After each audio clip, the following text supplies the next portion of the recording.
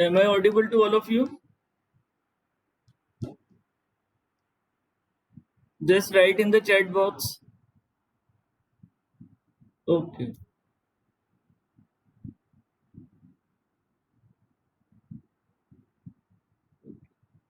So good morning, all of you. Now, in continuation to the previous topic, uh, I am sharing my slides. Just a minute.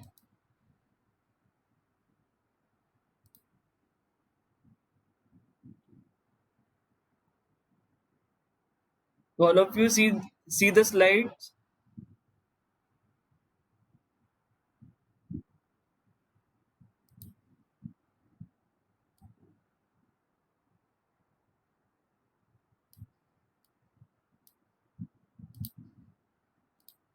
So this is the last topic we already discussed, the instruction set and instruction formats.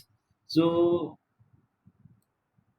just have a brief overview of the last class. In the last class, we already discussed the instruction and instruction format. What is the definition of instruction set?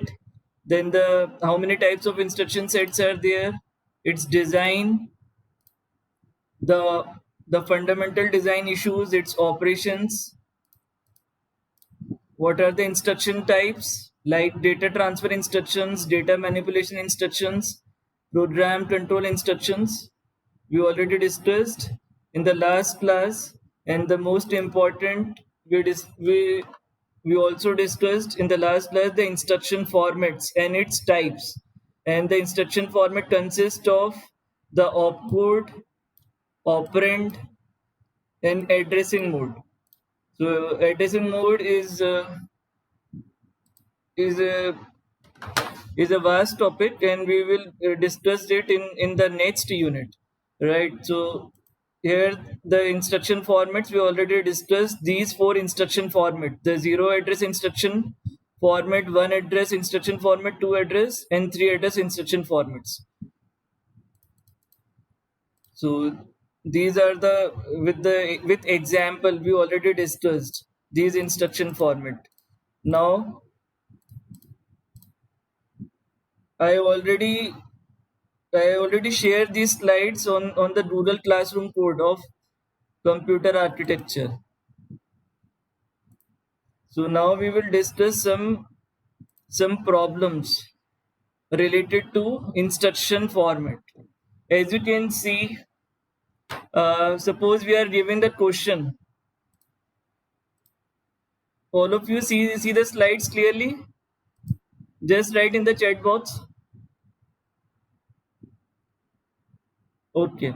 So suppose we have given a question like a computer system supports one address and two address instructions, and the word size is given to you. Word size is 16 bits, and main memory size is 64 words. So how many one address instructions are possible? So here you have given the word size and the main memory size. So you need to convert these into 2 to the powers. So right, if they are given it the word size is 16 bits, so the word size is 16 bits. So basically the length of the instruction set, the format is 16 bits. So this gives the total size of the word. So the it gives 16 bits. So and the main memory size is 64 words. So 64 has been converted to, like, 64 is equivalent to 2 to the power 6, right? So 2 to the power 6 is equal to 64. So we need to convert it in, we need to show it into one address instruction only. So the instruction format for one address, as we already know, the one address instruction format consists of the operand and the opcode. So as the main memory size is 64 words, so it can possibly store 2 to the power 6 bits for considering it to 64. So the operand will consist of six bits. and rest of the bits. So 16 minus 6. So 16 minus 6 is equal to 10. So the opcode will consist of 10 bits. So as you can clearly see in the slide, with 10 bits opcode field, 2 to the power 10 different instructions are possible. So in one address instruction format, we can represent it according to this diagram. All of you understand it? Just write in the chat box. Okay, so such type of questions can be given to you.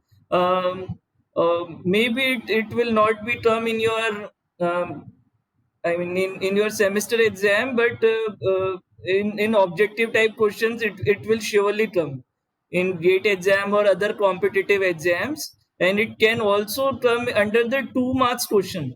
As you know, the format of your exam, like 2 mark question, then 6 mark, and then the 10 marks question, because this subject is consist of only 80 marks and not 120 marks.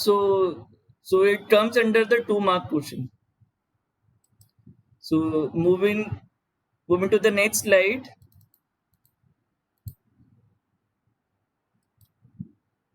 Now same question has been given to you, and now you need to show it in the two address format. How many two address instructions are possible? In the previous question, we need to show it in the one address instruction format, but here we need to show it in the two address instruction format. So in the two address instruction format, we already know we can have two operands in the two address instruction format. So as you know that the main memory is consist of 64 words, so it can consist, it can have to the power of 2 to the power 6. So the so the operand 2 consists of 6 bits. In the same way, the operand 1 consists of 6 bits. So out of the 16 bits,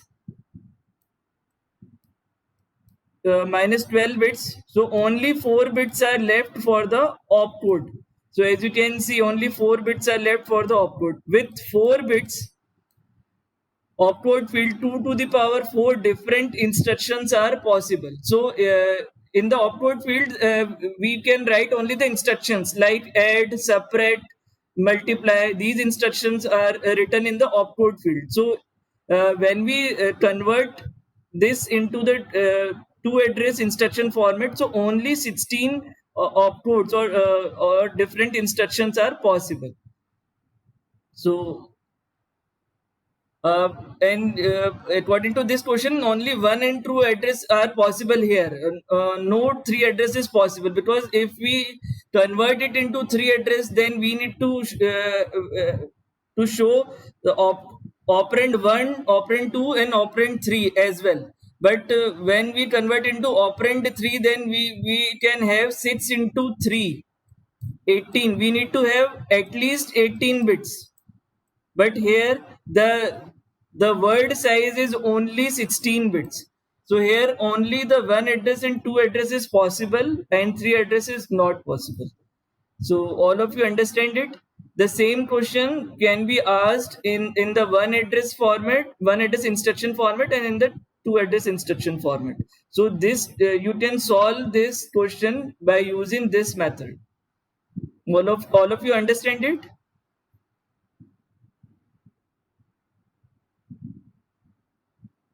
Okay. So moving forward to the next slide.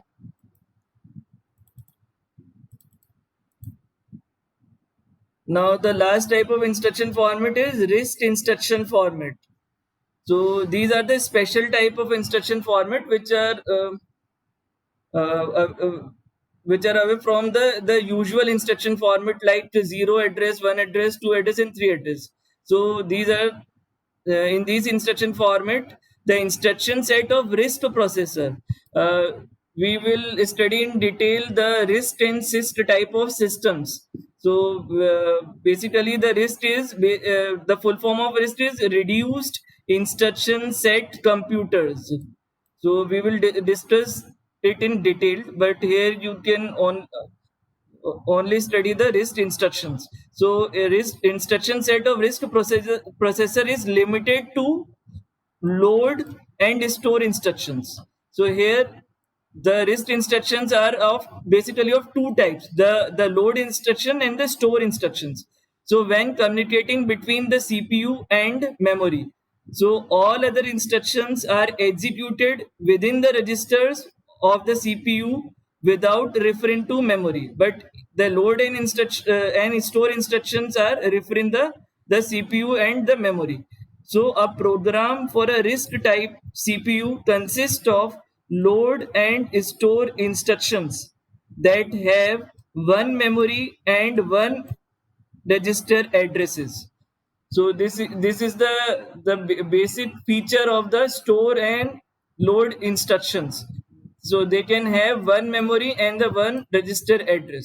So here the computational type instructions have three addresses with all three specifying processor registers. So let us see these instructions by taking an example in the next slide.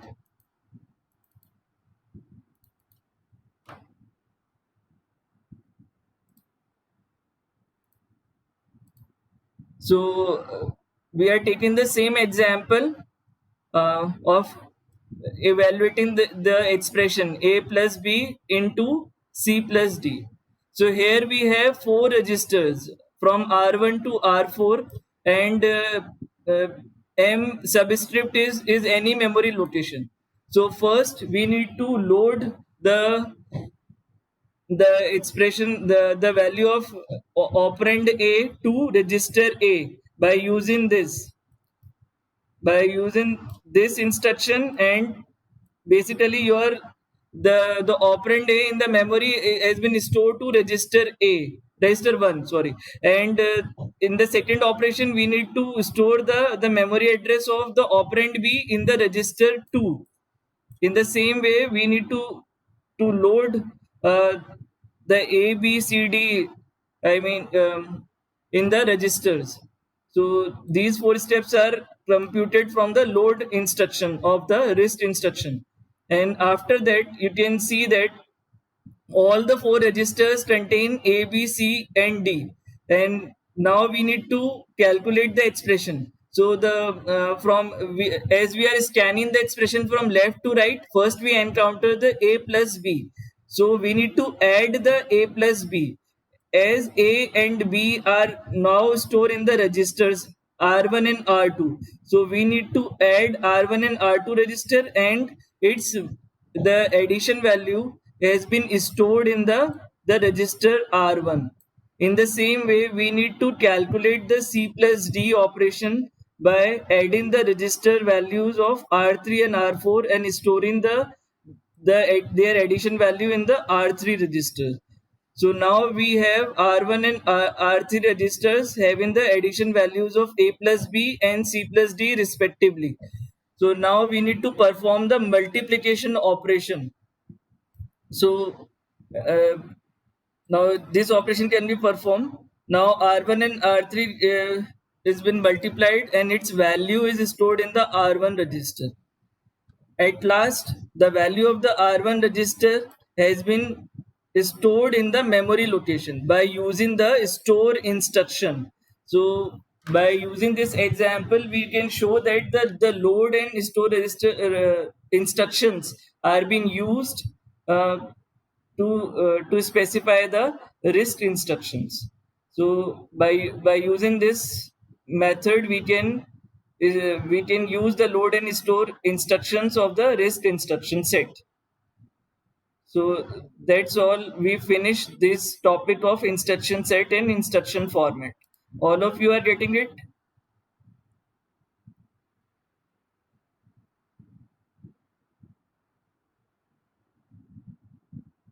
I already shared its slides to the Google Classroom code of computer architecture. Okay, so let us start the new topic. I am sharing its slides. Just wait for a minute.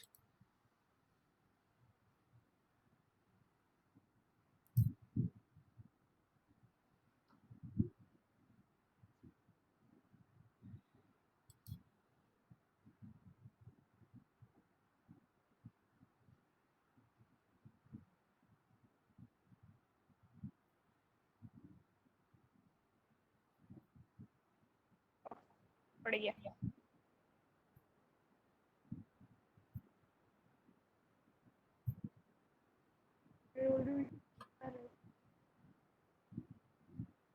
Now all of you see the slides clearly. Now the new topic is software and its performance. Okay. So the introduction part.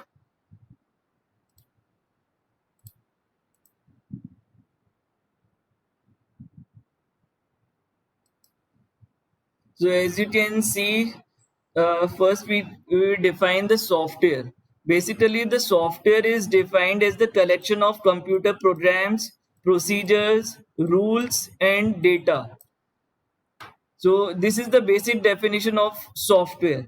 But in terms of computer architecture, we can define the software as a set of instructions that directs a computer hardware to perform a task is called a program or software program. So this is the basic definition of software with respect to computer architecture. So software comprises the entire set of programs, procedures, and routines associated with the operations of a computer system. So basically, the software must be dealt with the hardware, whether it can be your personal computer, desktop, or the laptop. So the term was coined to differentiate these instructions from hardware, that is the physical component of a computer system. So the hardware can also be called as the physical component of a computer system, but the programs, procedures, routines, the instructions, these are the software components. So the software is consist of these components, and basically the software must be compatible with the hardware in order to perform any task or operation. So this is the basic definition of software. Now let us discuss the characteristics of the software.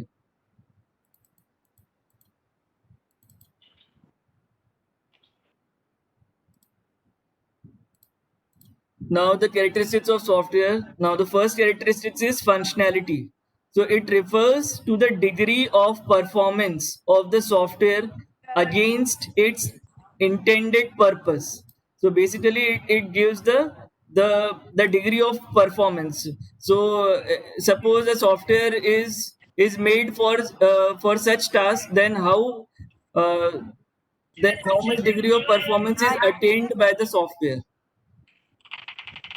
So Pratibha Soni, what is the problem with you? Or mute your microphone. Pratibha Soni.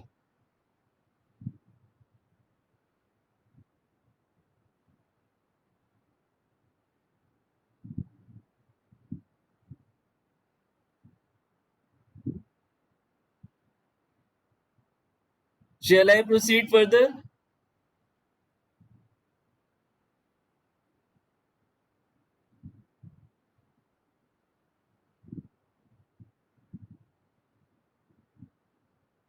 Okay. So the second characteristics of software is reliability. So it refers to the ability of the software to provide desired functionality under the given conditions. So basically, the software must be reliable. It must be perform perfectly under the given conditions or under the given environment. So it comes under the reliability feature. Then the usability. So it refers to the extent to which the software can be used with ease. So as we all need a good software which can be usable with ease. So usability is another characteristic of software. Efficiency. So it refers to the ability of the software to use system resources in most effective and efficient manner. So it comes under the efficiency characteristics. Now moving further to the next slide. So these are some other characteristics of software. Now, maintainability. So it refers to the ease with which the modifications can be made in the software system to extend its functionality, improve its performance, or correct errors. So as you can also know that once you purchase a certain product or any good, then you can also need to maintain it, whether it can be your bike, your basically the TV, the laptop. So you can purchase it once, but you need to maintain it in order to perform it better. So maintainability is another characteristic of software. The next characteristic is portability. So it refers to the ability of software to function properly on different hardware and software platforms without making any changes to it. Suppose a software is developed in order to perform in the Windows platform, then the same software can also be performed in the Linux platform as well. So this is the portability feature. Then the robustness characteristics is it refers to the degree to which the software can keep on functioning in spite of being provided with invalid data. Suppose there is suppose there is some problem uh, out there, then the robustness characteristics of the software will provide you in the case of adverse conditions. Then the integrity characteristics. It refers to the degree to which unauthorized access to the software or data can be prevented. So we need to authorize the software, or we can take the license before using the software. They are providing with the password. So the integrity feature of the software is also very important. So these are the 8 characteristics of the software. All of you understand it? Just write in the chat box so that we can move further. Okay.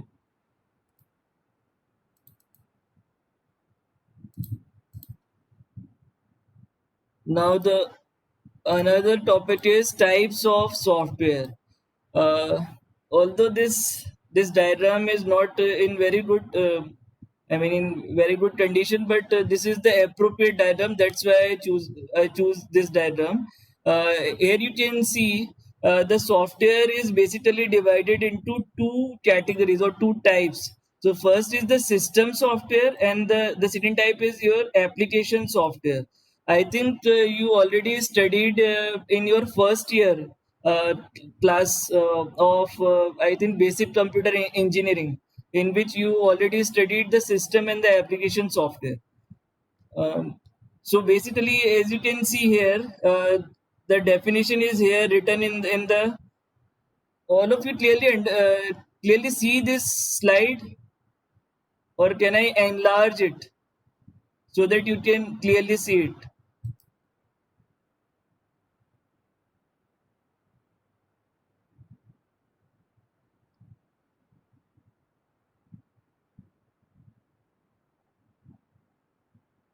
Just write in the chat box. Clear. Okay, okay. So basically, you can see in the bottom of the software, a small definition is written. So software is a set of programs that governs the functioning of computer. So this is the basic definition. It is the set of programs that governs the functioning of computer, and we can divide broadly the software into system software and application software. So the system software basically controls the internal. It basically controls the internal computer operations, and the application software carries out necessary operations for a specified application or function. Here, emphasize the word for the specified application to function. So, we will discuss these system and application software in much detail in later slides. So, basically, the system software is been divided into generally the two parts. First is the system management programs, and its example are operating system and device drivers, so which are very much necessary for the computer uh, to start with, and to perform the management activities of the in a desktop or in a laptop. And the other part of the system software are system utilities.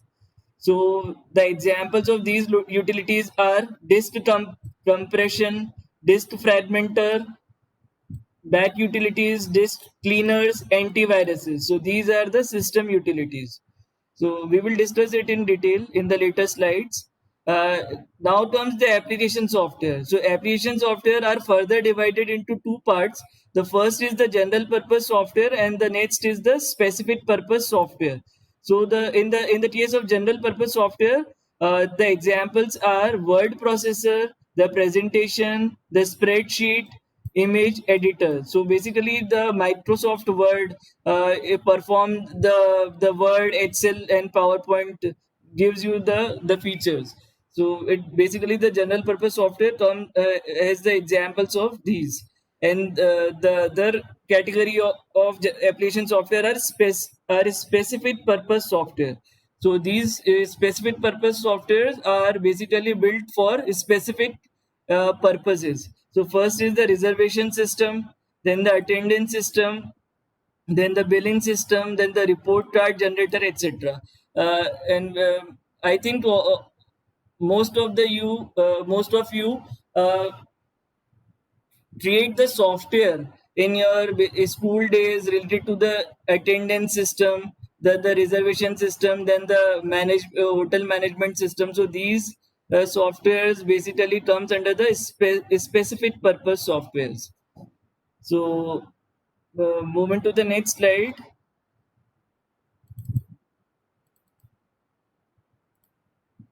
So basically in the system software, two softwares are very important for functioning of the desktop or the laptop.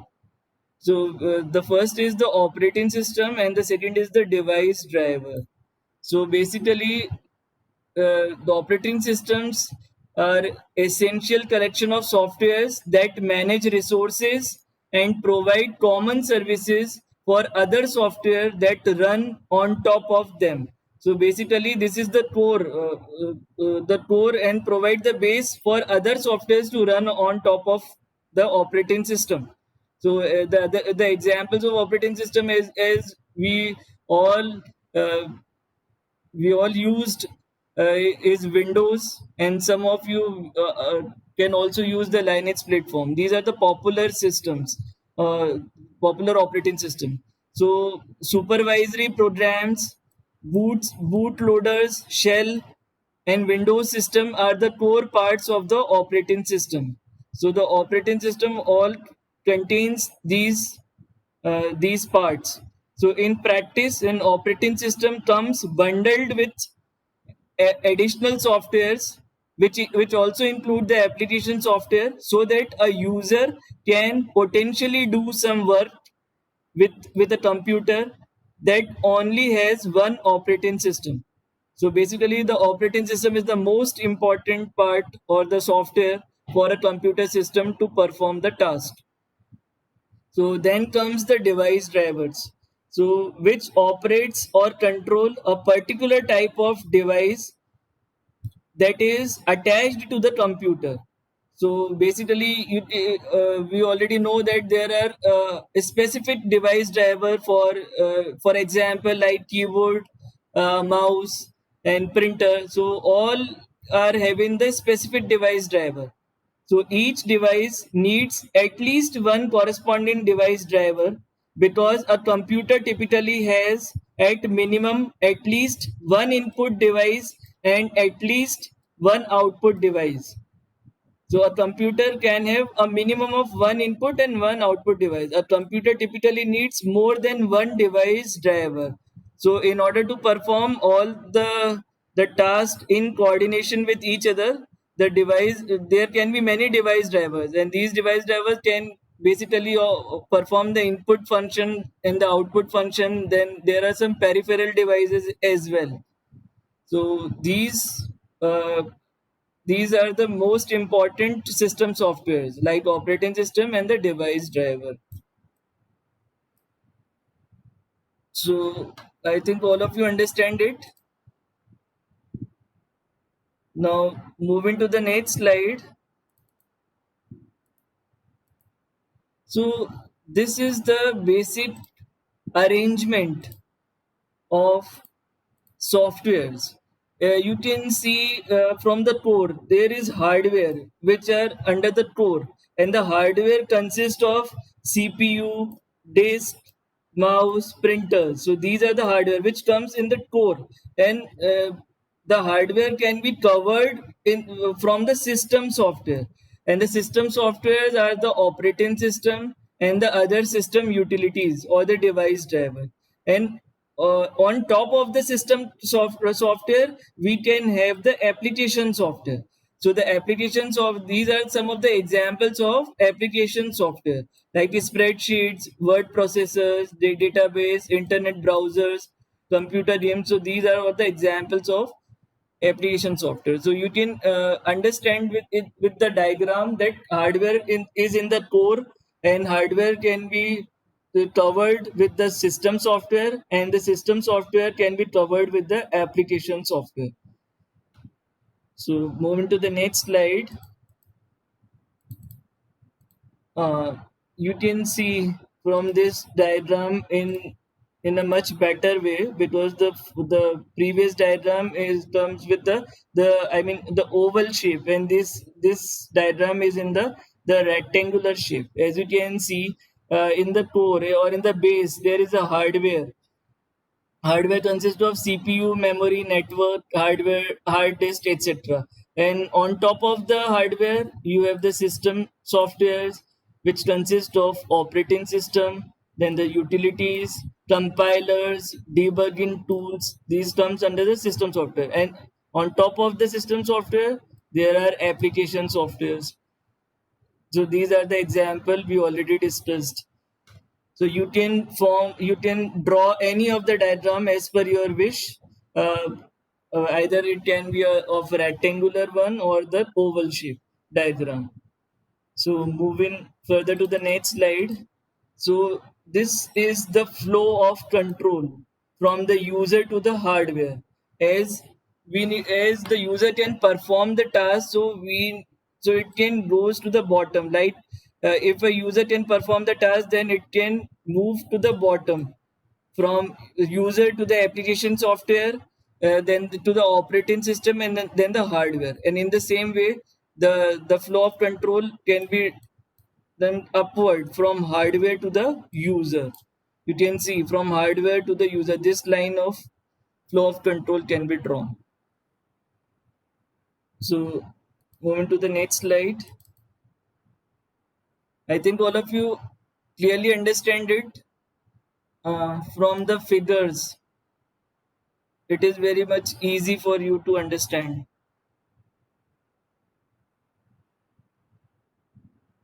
Shall we proceed to the next slide?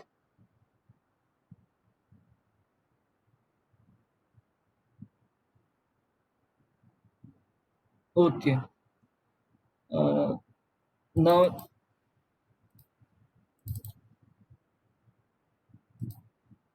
Now let us discuss in more detail the system software. So the system software is a collection of programs designed to operate, control, and extend the processing capabilities of the computer itself. System software is generally prepared by the computer manufacturer. So basically, you can see that the system software are basically prepared from the computer manufacturer. So these, and not by the user generally. So these software products comprise of programs written in low level languages which interact with the hardware at a very basic level. As we already see from the diagram, that system software are much more closer to the hardware than the application softwares. So these are written in the low level languages like machine languages or the assembly languages, which are much more closer to the hardware. So system software serves as the interface between the hardware and the end user. So from the diagram, we clearly see that the system software comes in between the hardware and the user. So some examples of system softwares are operating system, compiler, interpreter, assemblers, etc. So these are the common examples of the system software. So moving to the next slide. So features of system software. So this is the list which comprises of the features of system software. So first is it is very much close to the system. The system means the hardware. The second is as they are very close to the system, so they are fast in speed. But in the same way, they are very difficult to design. So only the manufacturers or the big companies design the system software. Uh, and they are very difficult to understand as well. They are very much less interactive to the user because they are much more closer to the hardware, and they are small in size.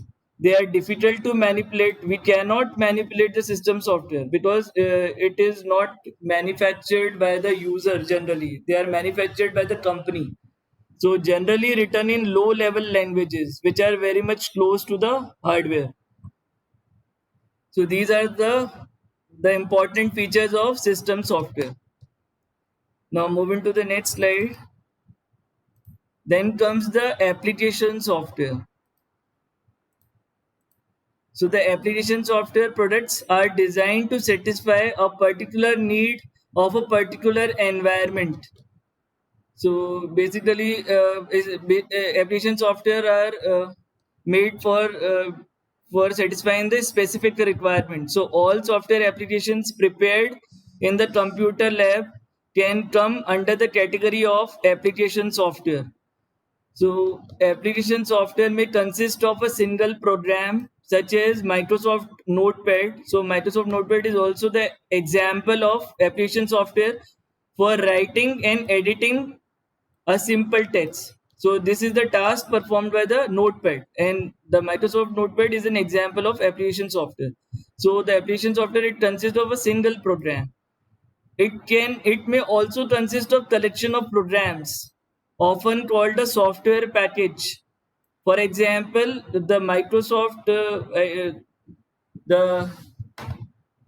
the Microsoft Office is an example of the software package which consists of the Microsoft Word, Microsoft Excel, Microsoft PowerPoint. So these are the packages which consist of Microsoft. So Microsoft Office consists of these packages. So application software is used by user to perform specific tasks. So application software are installed according to users' requirement. So as the difference is that the system software are much more closer to the hardware, whereas the application software are closer to the user.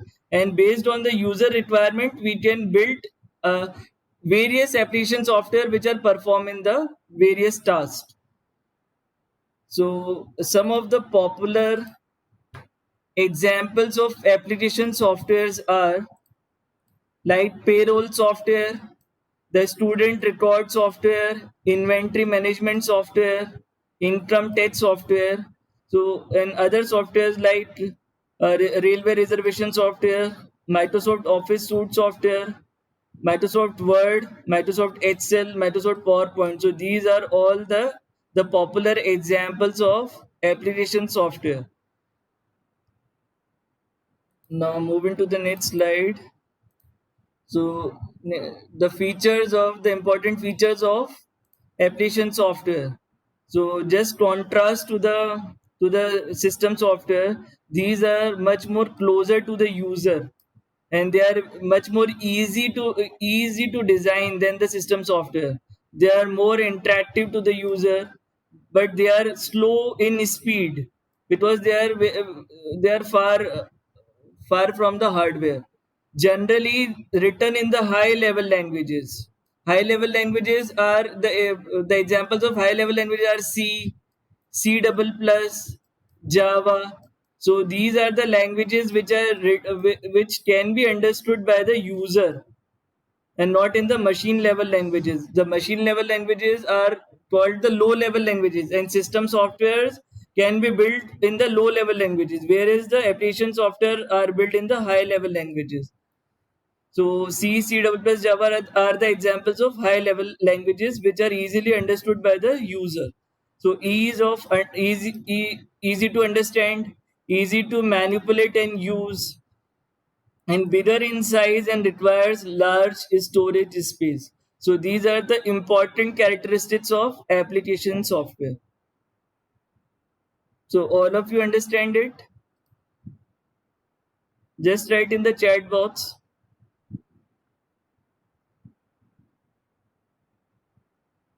Okay.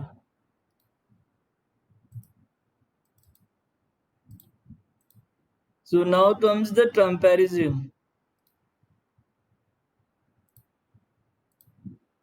So this is the other popular question which comes often in the exams. Write the differences between the system software and the application software. So these are the popular differences of the application and the system software. So and this is the last topic for today's class because only 5 minutes are left for today's class, and we will discuss this topic. And this is the last topic. So first is the definition. All of you clearly see the slide, or can I enlarge it?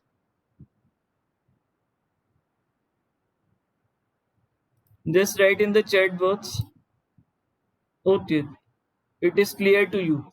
So basically the definition of the system software is the type of software which is the interface between the application software and the system. So system means the hardware. So basically the system software comes between the application software and the hardware. On the other hand, the application software is the type of software which runs as per user request. It runs on the platform which is provided by the system software. So in order to run the application software, we must have the system software. So basically the system software is mandatory in order to run the application software. So the next point of difference is development language.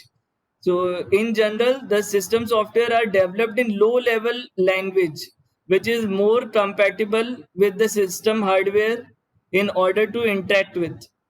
Whereas in the case of application software, they are written in the high level language, as we already discussed in the previous slides. Now the third difference is the usage. So system software is used for operating computer hardware. So basically the task of system software is to operate the computer hardware and how it can perform and in the management part of the computer hardware. On the other hand, application software is used by user to perform a specific task, like the specific task of the by using the MS Word or the PowerPoint or the Excel sheet. So these are the specific tasks, so which can be done by the application software. The next difference is installation.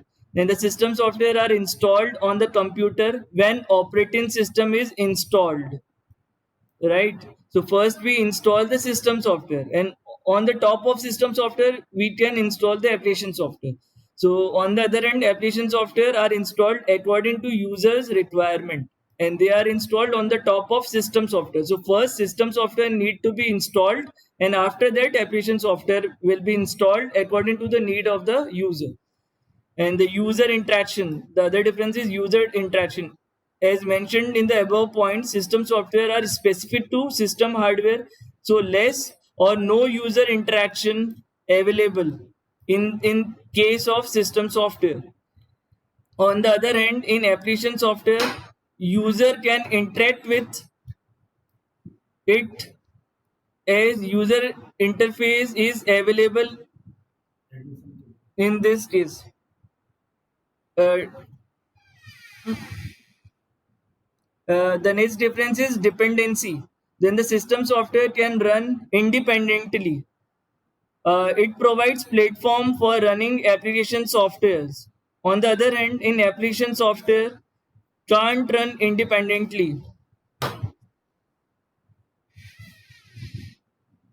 Can't run they can't run without the presence of system software. So in order to run the application software, we need to have system software installed in the system.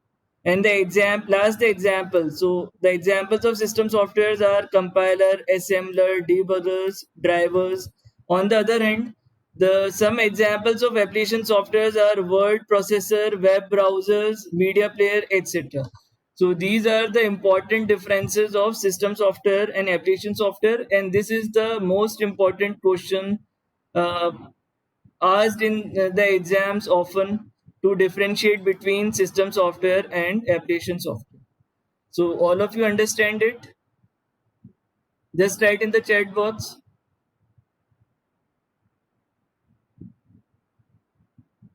So that's it for today's class, and now you can leave the class.